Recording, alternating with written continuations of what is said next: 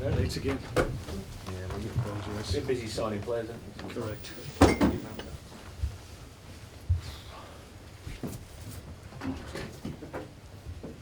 Oh, great. All right, thank you. First of all then, the news that just came out about half an hour ago about Bojan signing a new contract. How pleased are you that he's got that done early doors? Yeah, we're delighted. It's been ongoing for a number of months, I think. But it's finally over the line. These things sometimes take a little bit longer. Every contract negotiation is different in terms of length of negotiation time, but delighted that we got over the line. It's good news for everybody. We all feel that he's 25 now, he's going to be moving into the best years of his career, and we're going to benefit from that by him being here and being a big player for us. So good news for everybody. There were lots of rumours in and around January. Did anybody ever come in with a concrete bid for Bojan? No, we were quite comfortable where we were. Obviously we were negotiating. We were quite far down the line at that point when those obviously rumours, and given it was January, we give them the significance they deserved, which wasn't much. So no, we always knew that we were in a good place in terms of speaking to Bojan himself and his people, and we always felt there was a genuine feeling that this was the best place for him at this point in his career, and he likes being here, likes what we're doing, wants to be part of what we hope to do in the future. So really we never felt at any point really that there was any danger of him leaving. And does it bode well for Arnautovic to follow suit? Well, I think it's a message to everybody that, like I said many times, that we've got a lot to offer here. We're a side that's trying to progress. We're trying to bring good players here, as we demonstrated in the last window, and trying to improve what we're capable of, and obviously when guys who've done well for me recontract and commit once again, then that's a message for everybody. On the pitch, we spoke when Ryan got injured about this mindset that Stoke's fans, players, everybody seems to get in. If Ryan's not playing, then it's doom and gloom. It's proved the way again, hasn't it, really, last few games? Well, we've had league games, certainly, not particularly in the League Cup game when we went to Anfield, got a great performance and great result in the league. The last 3 games we've gone up against Leicester away, Man United away, always difficult fixtures certainly this year anyway, given the way Leicester have performed. So we weren't the first, and we won't be the last. By the time the season ends, that go to Leicester and find it difficult to cope. That's been the case. The last home game, like I said, after the game we're still scratching our heads somewhat because we're 3-0 down at half time, and there wasn't 3 goals between both the teams. So that can happen sometimes when you're the home team and you concede early, then you leave yourself open to counter-attacks, and Everton did that very well against us. So we've got to learn from that. We've got to be better, obviously, defensively as a team, not necessarily just the back 4 or 5. It's a collective thing, so we need to improve all aspects of our defensive play. If we do that, then we'll be fine. One positive, and everyone likes to take them from this, is that it's shaping Jack Butland to be a very good goalkeeper at the minute, isn't it? But where does he stand, do you think, in the Premier League now? Not Jack. Jack's had an outstanding season, continues to do well. Made 2. Didn't have obviously much hope with any of the goals that were scored, but made 2 outstanding saves late on in the game, and he's done that consistently. Like I said, I don't think in terms of clear good chances there wasn't that many in the games that we played in terms of what he needed to do, but consistently over the season he's been one of the players that has been able to hit the levels we expect of him more often than not, and that's why he's having the season that he is. He'll be having that meeting now with a lot of the England players going into the Euros in the summer. How safe is Joe Hart now with the number 1 shirt, do you think, for England, or do you think Jack's pushed him enough to warrant it off? That's not my problem. It's a problem Roy will have, and the benefit of it is that he's got 2 outstanding keepers. He's got other keepers that are getting back to fitness as well. You think of Foster at Southampton, and the like. So yeah, it's a healthy position for the number one spot at England, because the group of goalkeepers they have at the moment is really strong. I know you won't like to admit it, but this is a good game for you to get back to winning ways, isn't it? Well, yeah, it's a difficult game, I have to say.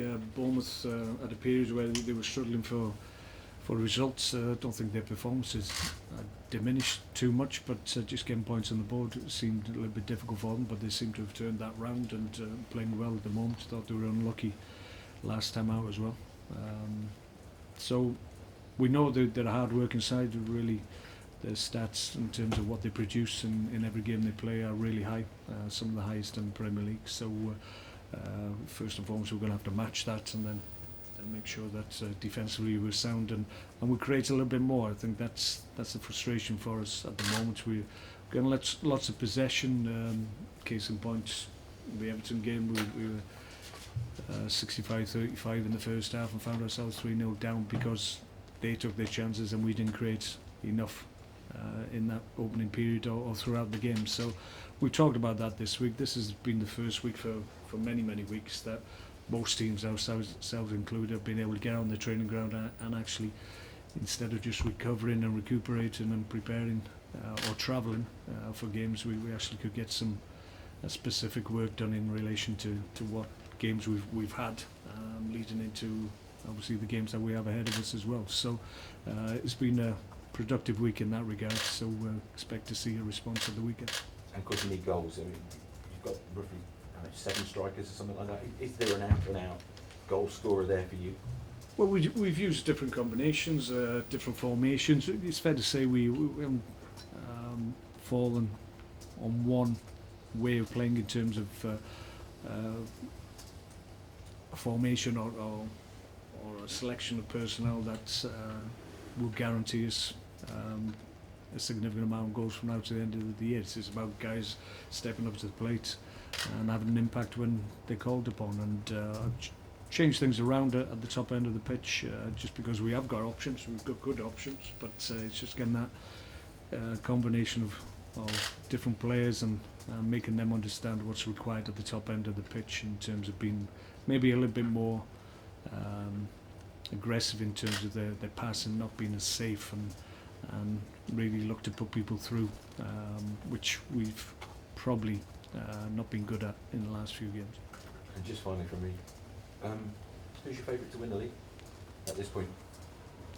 Well, I mean, you look at Leicester and everybody's talked from the beginning of the season that at some point they'll stop winning, but it doesn't look like it's going to happen. And their performance against Man City was outstanding. They've done it to many teams.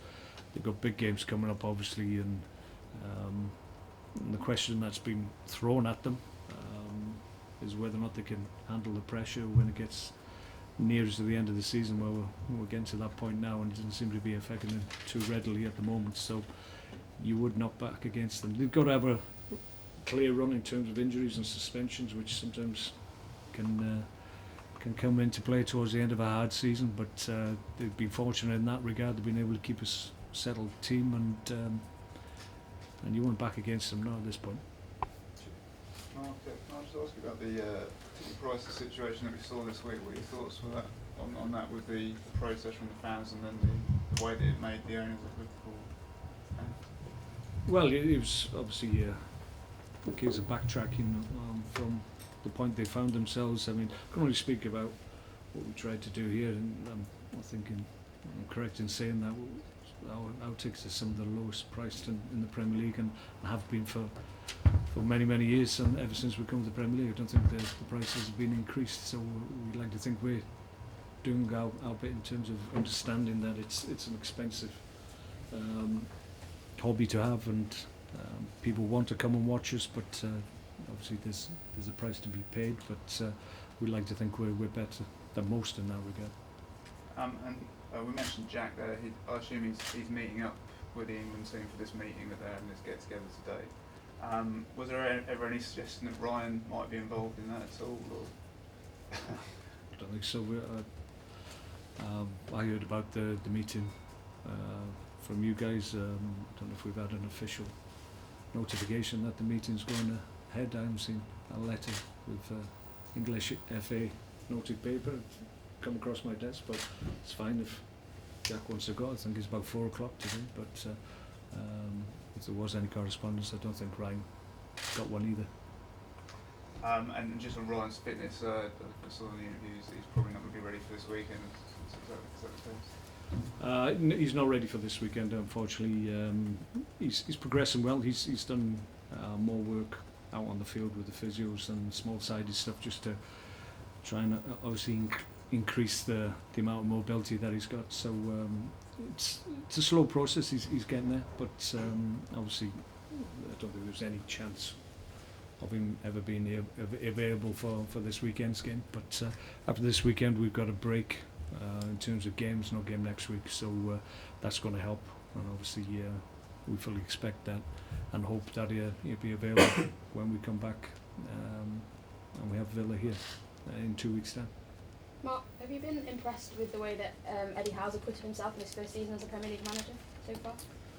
Yeah, it's always a big ask when you could come up with a promoted team, and it's a big, sharp learning curve for those teams and players that maybe haven't had experience in the Premier League, and the majority of that group hadn't had great experience in the Premier League. Obviously, they've been helped in terms of the financial help they've had. They've gone into the market and spent good money to obviously make themselves stronger. Lost key players obviously to injury, which they had to deal with, and at one point it seemed that may well affect them to the end of the season, but they've been able to turn that around, and now they look really strong again. And he's done a really good job. It's not easy coming into the Premier League when you've never experienced it before.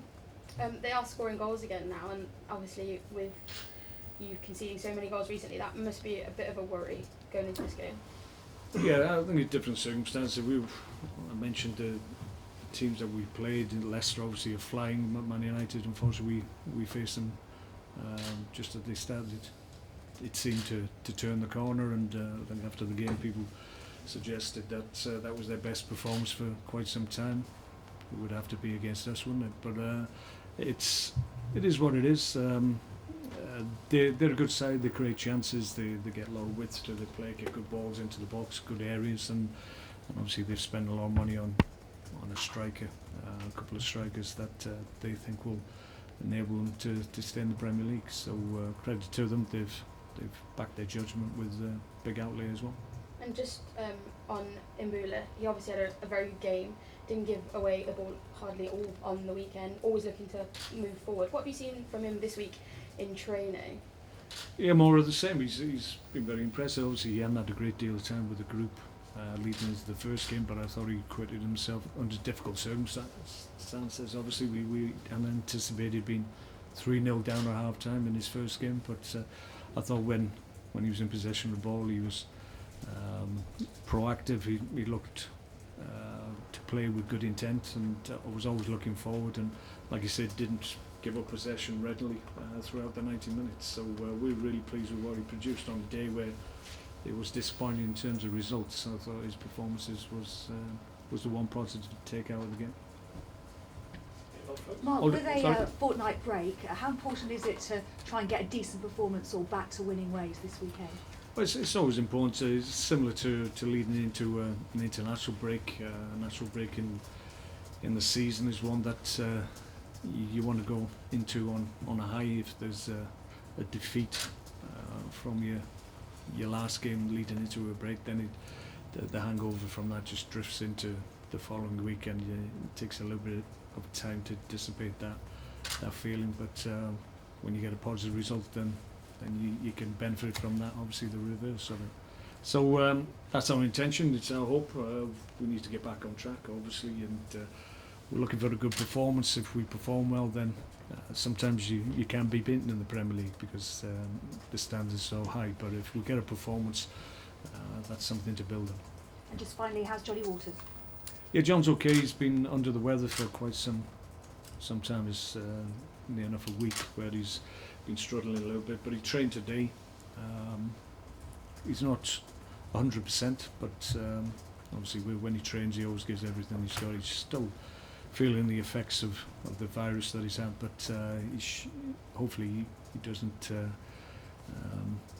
have a reaction, and tomorrow he'll feel, 24 hours later, he'll feel even better. So that's our hope. But today was his first day back. Yeah. Thank you. What was the virus?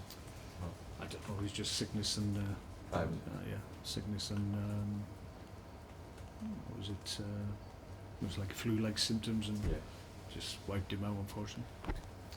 Okay. We look forward to him to get off work, Pete. Okay. Yeah, I wonder if I've got it.